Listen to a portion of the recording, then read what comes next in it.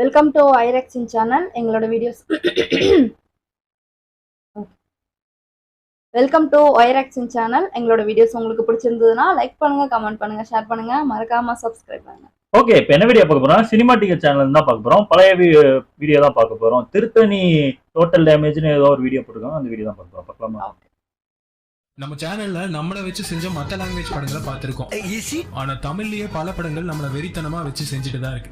இப்போ உங்களுக்கு என்ன பிரச்சனை? அப்படி நம்மள கதற விட்டு தமிழ் படங்களை கிழிச்சி எடுக்கதான் இந்த சோதிக்காதீங்கடா இணைய சீரிஸ்.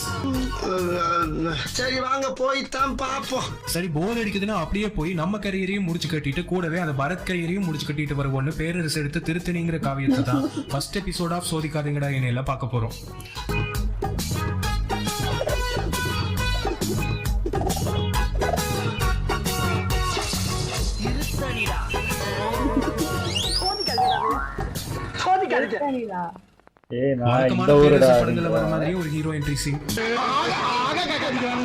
அப்போ பரத்துக்கு இருந்த மார்க்கெட்டுக்கு எந்த மாதிரி பில்டப் சீன் எல்லாம் வச்சா மக்கள் ஏத்துக்க மாட்டாங்களோ அதை மட்டும் தான் பண்ணுவேன்னு பண்ணிருப்பாரு பேரரசு. என்னைய பயமுறுத்துற? பரத்தும் மூளைய வீட்லயே கழட்டி வச்சுட்டு ஷூட்டிங் போறதால எந்த சீனை சொன்னாலும் ஒத்துக்குவாரு. ஏன் மூளை தானே செலவு பண்றேன், ஓ மூளை ஃப்ரெஷ்ஷா அப்படியே தானே இருக்கு. என்ட்ரி எப்படி இருக்கும்னா, வெயிட்டிங்கா, ஆஹா இப்போ ஒரு அளப்பறை கொடுத்தா தானே தப்பிக்க முடியும். வழக்கம் போல ஹீரோ இருக்க ஏரியால கலாட்டா பண்ற ரவுடி கேங். ஒரு தீபாவளி அன்னைக்கு அவங்களோட தலைவன் டெத் ஆன டே. அதனால யாரும் பட்டாசு வெடிக்க கூடாதுன்னு எல்லாரையும் போட்டு அடிக்கிறாங்க. இந்த ஏரியாவுல எவனாவது தீபாவளி கொண்டாடிக்கிற வச்சுக்க, அவன் மகனெல்லாம் கொளுத்திடுவான் கொளுத்தி. யாராவது காப்பாத்த வர மாட்டாங்களான்னு பார்க்கும்போது தளபதி விஜய் வந்து எல்லாத்தையும் அடிச்சு நொறுக்கிறாரு.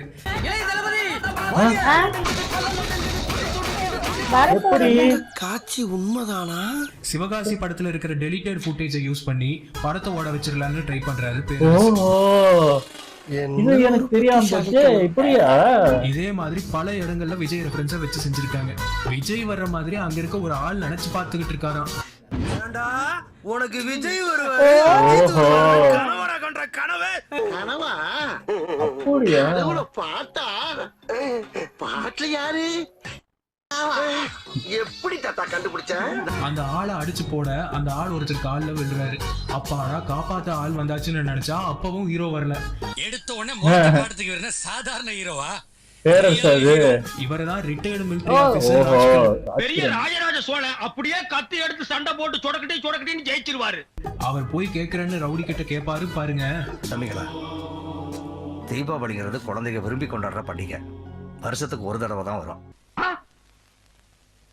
சாமி, உங்க அப்பா கை குழந்தைக்கு வந்துட்டியாடா, உங்ககிட்ட பேசி ஜெயிக்க முடியாதா? இதெல்லாம் காமெடி இல்லைங்க. இதுக்கு மேல ஒரு சம்பவம் இருக்கு. வெளியே பட்டாசு வெடிச்சா தெரிஞ்சிரும்னு வீட்டுக்குள்ளேயே பட்டாசு வெடிக்கிறாங்க ஹீரோ வீட்டுல இருக்கிறவங்க.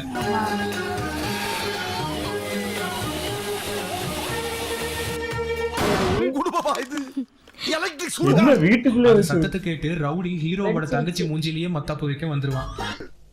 காலையில இருந்து இவ்வளவு அமளி துமளி நடந்துகிட்டு இருக்கு. பாரதி எதுவுமே கேட்காம என்ன தேய்ச்சி குளிச்சுக்கிட்டு இருக்காரு. இதுக்கு ஒண்ணும் குறைச்சல் இல்ல. டப்பா தலையா, நான் தெரியாம தான் கேக்குறேன். இது நிஜமான காதா இல்ல வாழ்ந்து எடுத்து வந்தியாடா? ஆனா அண்ணான்னு தங்கச்சி கூப்பிட்டதும் பேர் பாடியோட வந்து எல்லாத்தையும் பறந்து பறந்து பருப்பு எடுக்கிறாரு.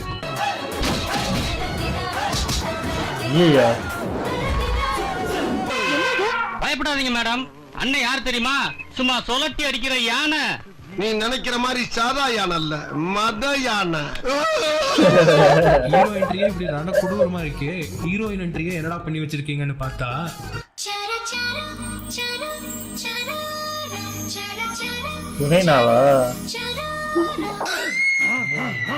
நம்ம ஜிம்ல ஒரு பொண்ணு ஜாயின் பண்ணிருக்கு. என்னடா சொல்ற? அவளை எவன் பார்த்தாலும் சரி ஓட்டன்னா காதல்ல விழுந்துருவாங்க. ஓ இவங்கெல்லாம் ஹீரோவோட ஃப்ரெண்ட்ஸ் தான். ஃப்ரெண்டா? ஐயையா, முட்டை போட்ட டை கட்டா மாதிரி இருக்கானே.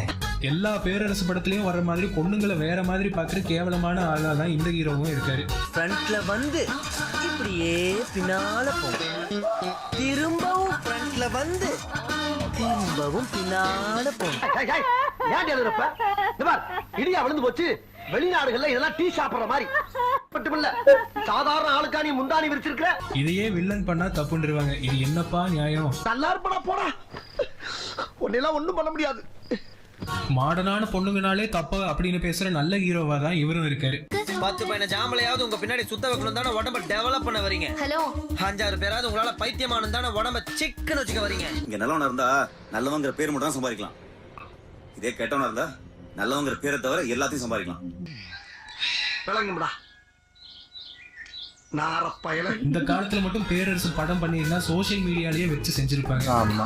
எஸ் எஸ் கண்டிப்பா. ஹீரோ ஹீரோயின் என்ட்ரிக்கே நமக்கு தலை சுத்திருச்சு. முழு கதையும் பார்த்தா அவ்வளவுதான். அதனால ஹைலைட்டான சில மொக்க செய்ய மட்டும் பார்க்கலாம். என்னையா ஓவரா பேசுறானே தவிர பாம்ப வழிய வர மாட்டேங்கிறானயா. திருத்தணிங்கிற பேர்ல பல கொலைகளை என்ன பறந்து சொல்லுவாங்க இருக்கும்போது கெஸ்ட் அப்பியரன்ஸ்ங்கிற பேர்ல நம்ம பேரரசு வழக்கம் போல வந்து நம்மள கலந்து விடுறாரு.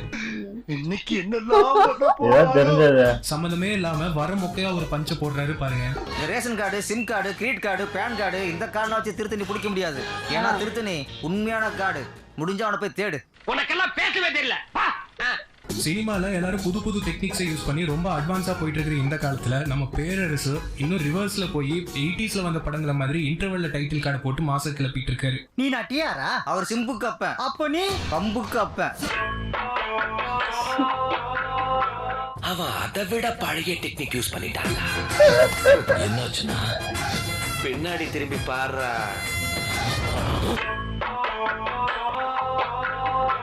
உலகத்திலேயே ராஜ்கரனை இப்படி ஒரு கெட்டப்ல எல்லாம் யோசிச்சு பாக்குறதுக்கு பேரரசுனால தாங்க முடியும். அரஸ்டான பரத்தை காப்பாத்த திருத்தணி வேஷம் போடுறாங்கிற பேர்ல நம்ம ராஜ்கரன் போட்ட திருத்தணி வேஷத்தை கொஞ்சம் பாருங்க. காக்கா ஒண்ணு தூக்கிக்கிட்டு ஓடி போயிருச்சே. பஞ்சாப் में आपका घर कहाँ है? இப்ப என்ன கேக்குறா? பஞ்சாபுக்குள்ள உன் ஊர் எதுன்னு கேக்குறாரு. பஞ்சாபுக்குள்ளே நம்ம ஊர் பொள்ளாச்சி. இந்த கெட்டப்புக்கு கூட கொஞ்சம் கூட கூச்சம் இல்லாம ஒரு பில்டப் ஏத்துறாங்களே, அதை தான் நம்மளால தாங்கிக்கவே முடியல. எப்படி இருந்தான் ஆள்? எப்படி இருந்தான்? நீங்க எல்லாம் நினைக்கிற மாதிரி திருத்தன் 26 வயசு யங் இல்லங்க. அவர் 56 வயசு சிங்கு. அவரு என்ன சின்ன பழத்தனமா இருக்கு நன்னாரி பயல. பிச்சு காலி பழ. இது திருத்தணி எதுக்கு ரவுடிஸ கொள்றான்னு தெரியுமா? ஆரம்பத்துல ஊர்ல எந்த பிரச்சனை நடந்தாலும் கண்டுக்காம தான் இருக்கான் திருத்தணி. என்னடா சொல்றீங்க? ஐயோ இப்ப சுத்தி நடக்கிற அநியாயத்தை பரத் கண்டுக்காம இருக்கிறதுக்காகவே 2 சீன் வச்சிருக்காங்க. கோயில் அன்னதானத்துல ரவுடிங்க சாப்பிட வர்றாங்க. பூசாரி சாப்பாடு போட மாட்டேன்னு சொல்றாரு. இதுக்கு பூசாரியை போட்டு தூக்கி அடிக்கிறாங்க. வெட்டு குத்துன ஏகப்பட்ட கமிட்மெண்ட் இருக்கியா? எங்க உடம்புல தெம்பு வேண்டாம் போடியா சோத்த. உங்களுக்கு என்ன சாப்பாடு பண்ண முடியாது.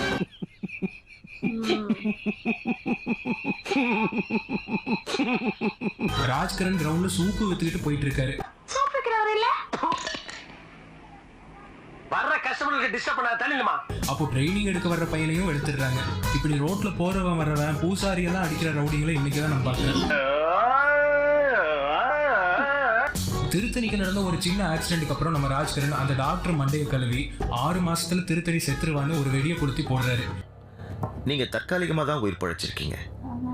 எங்க கணக்குப்படி இன்னும் 6 மாசம் தான் உயிரோட இருக்கு. இந்த நாய்க்கு செத்த என்ன போச்சு என்னால பசி தாங்க முடியல. எப்படியோ நீ சாக போற, அதுக்குள்ள ஊர்ல இருக்கிற கெட்டவன்களை எல்லாம் அழிச்சிருன்னு பிரெயின் வாஷ் பண்றாரு ராஜ்கரன். நீ வாழ போற இந்த 6 மாசத்துல உன் விதியை நீயே அமைச்சுக்கோ. உன் தலையெழுத்த நீயே எழுதிக்கோ. அவன் யாருப்பா பிரம்மா நம்ம தளபதியை எழுதுறதுக்கு? ஏதோ பேசுறதுக்காக நான் பேசிட்டு இருக்காத. நேரத்துக்கு அடுத்தாத நல்ல விவரமா பேசு. பரத்தும் வெளியே போய் கொலை பண்ண ஆரம்பிக்கிறாரு.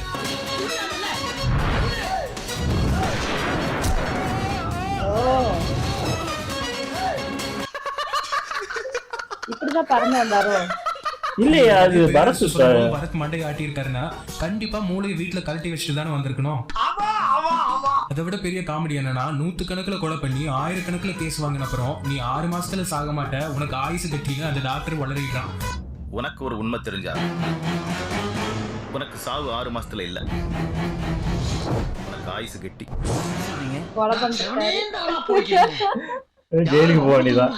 போனவா கண்டிப்பா 6 மாசத்துல செத்துருவன்னு அர்ஜென்ட்டா தங்கச்சி அவனுக்கோ கட்டி வச்சு அக்கா மாமாவை வீட்டை விட்டு அனுப்பி அப்பாவை முதியோர் இடத்துல சேர்த்து மொத்தத்துல குடும்பத்தையே கலைச்சிடுறாரு. ஆட பாருங்களா.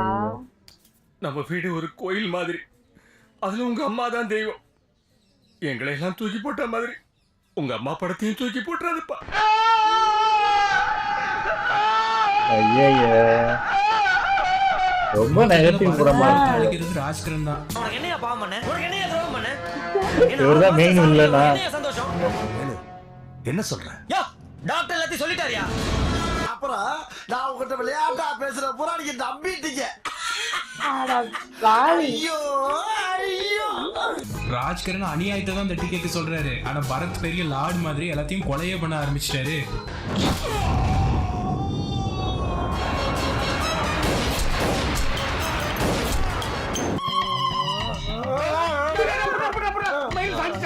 சின்னதா செயின் ஸ்நாச்சிங் பண்ணா கூட கொலை தான். ஓஹோ ஐயோ அநியாயத்தை தட்டி கேக்குறாரு. செயினை வாங்கி கொடுத்துட்டு அடி வெளுத்திருக்குமா அவசரப்பட்டிய. ஆமா இதையே வச்சு லாஸ்ட் சீன்ல செகண்ட் பார்ட்டுக்கு வேற லீடு கொடுத்திருக்காரு பேரு. ஐயோ சென்னையை கலக்கிட்டு இருந்த 4 ரவுடிங்களை போட்டு தள்ளிட்டேன். இதுக்கு என்ன கேஸ் வேணா எழுதிக்கங்க. யாரா நீ? பேரு சாமி மலை. சாமி மலையா? நான் லூசுதான். லூசுனா இப்படி இருக்க கூடாது. எப்படி இருக்கணும் தெரியுமா? மொத்தத்துல நல்லா போயிட்டு இருந்த திருத்தணி லைஃப ராஜ்கரன் எப்படி சதைச்சு சின்ன பின்ன மாத்தினாரு. அப்படி வழக்கமான சில மட்டமான பேரரசு பஞ்சங்களை இந்த படத்துலயும் இருக்கு. அதை இப்ப பார்த்துட்டு கடையை மூடிடலாம். தொண்டை அடைச்சா உன் வீட்டை அடைச்சுக்க, உன் கடை அடைச்சுக்க, உன் ஃபேக்டரி அடைச்சுக்க, ஏன் உன் வாய் அடைச்சுக்க, இல்ல உன் பொண்டாட்டி வாய் அடைச்சுக்க. எத்தனை துரோகிகளை கொண்டு போட்டாலும் உனக்கு தண்டனையே கிடையாது.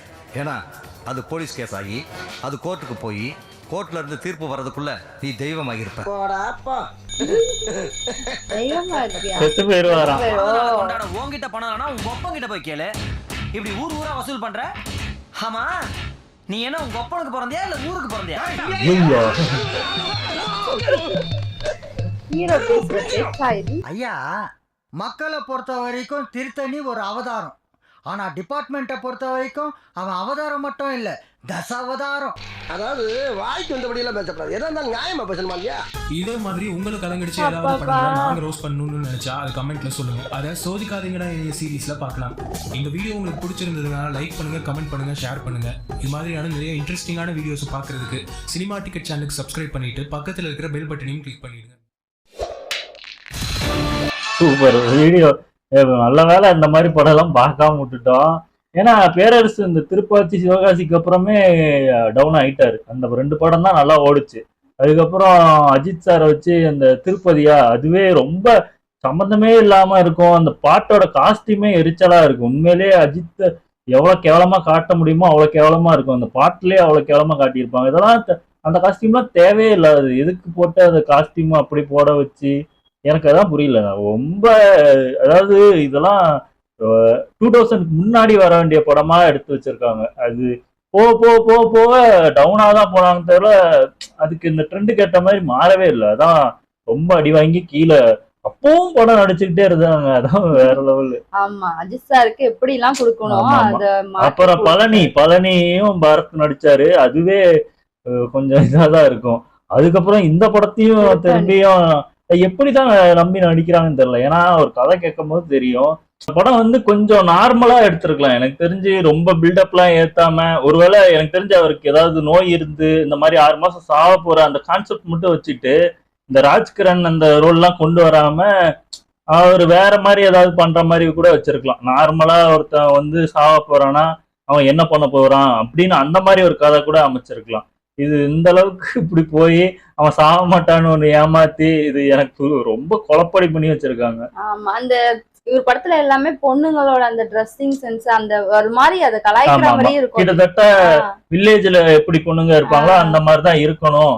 இந்த மாதிரி மாடல் ட்ரெஸ் தான் போடக்கூடாது அந்த மாதிரி சொல்லுவாங்க. ஆமா அது எல்லா ஹீரோ நடிச்சதுல எல்லாத்துலயுமே இருக்கும். விஜய் சார் அந்த ஏதோ ஒரு படத்துல கூட அசீனை திட்டுறாங்க, அது கூட கொஞ்சம் ஓவரா தான் இருக்கும். ஏன்னா இப்படி இருக்கு அப்படின்ட்டு. இவர் படத்துல எல்லாமே இப்படிதான் இருக்கும். எல்லாமே ஊர் பேரு. இதுல இடையில இவரும் உள்ள வந்துருவாரு. அதான் சிவகாசி திருப்பாச்சில வந்து சும்மா ஒரே ஒரு சீன் வந்துட்டு போயிருவாரு. திருப்பதிலயும் அதே மாதிரி ரொம்ப நேரம் வருவாருன்னு நினைக்கிறேன். அதே மாதிரி பழனிலயும் போலீஸா இருப்பாருன்னு நினைக்கிறேன். கிட்டத்தட்ட ஒரு பாதி படம் வருவாருன்னு நினைக்கிறேன் பழனி படத்துல. அந்த மாதிரி அது தேவையில்லாம உள்ள பூந்து கெடுத்துடுறாரு. படத்தையே கெடுத்து வச்சுக்கிறாரு. எடுத்த படமே அப்படிதான் இருக்கு. இதுல இவராரும் உள்ள பூந்து நல்ல வேலை இப்ப ஒரு படம் எடுக்கல, சந்தோஷம். இனிமேல் ஓட்டியே கொண்டுடுவாங்க கண்டிப்பா. அதாவது அந்த ட்ரெண்டுக்கு ஏத்த மாதிரி மாறணும். அதுவும் இல்லாம அப்படியே அதே ஜானல்லே போயிட்டே இருக்காரு. நல்லா இருந்துச்சு, சூப்பராகவே சொல்லியிருந்தான். ஓகே, எங்க வீடியோஸ் உங்களுக்கு பிடிச்சிருந்தா லைக் பண்ணுங்க, ஷேர் பண்ணுங்க, கமெண்ட் பண்ணுங்க, மறக்காம சப்ஸ்கிரைப் பண்ணுங்க. எல்லாருக்கும் பாய்.